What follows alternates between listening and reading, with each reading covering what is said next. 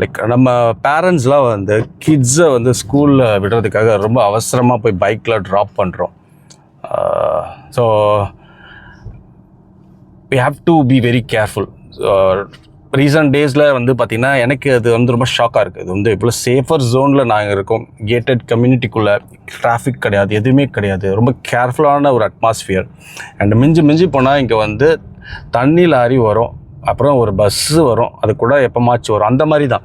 So ஒரு இவ்வளோ செக்யூர்டாக இருக்குது இந்த இடத்துலையே வந்து ஸ்கூல் பீக் டைமில் ஒரு accident, mother and daughter, something that. அது வந்து கிட்டத்தட்ட ஒரு 7 days மேலே அதுலேருந்து என்ன ரெக்கவர் ஆக முடியல. நான் இத்தனைக்கும் நேரில் பார்க்கல, but it all happened in front of our apartments gate. So அதை ரீகால் பண்ணுவேன், ஏன்னா நானும் பைக்கில் தான் போய் விட்டுட்டு வருவேன்.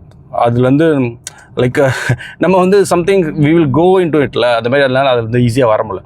சரி, இதெல்லாம் ரெக்கவர் ஆகி வந்ததுக்கப்புறம் again last week, I mean couple of weeks ago, திரும்ப ஒரு இன்சிடெண்ட்டை பின்னாடி ஸ்ட்ரீட்டில் நடந்திருக்கு. And it is also fatal. It's not just injury, அது வந்து இன் டீட்டெயில்டாக வேணான்னு பார்க்குறேன். And it's not right at all. Whatever happens, எவ்வளோ லேட் வேணால் ஆகட்டும், நீங்கள் பேனிக் ஆகாதீங்க. முக்கியமாக மாம்ஸ், ப்ளீஸ் டோன்ட் பேனிக். ஸ்லோவாக போங்க, நிதானமாக ட்ராப் பண்ணுங்கள், and come home safe. So drive safe. Just இது நான் சொல்லணும், எக்ஸ்ப்ரெஸ் பண்ணணும்னு தோணுச்சு. அண்டு எனக்கு வந்து என்னோடய கிட் வந்து அப்பா லேட் ஆகிடுச்சு, சீக்கிரம் போகலாம் சொன்னாலும் வரி பண்ணிக்காதேம்மா அப்படின்னு சொல்லிட்டு நான் எப்பயுமே ஸ்லோவாக நிதானமாக தான் போவேன். லேட் ஆனாலும் பரவாயில்ல, it's okay to be late. So take care, drive safe, bye.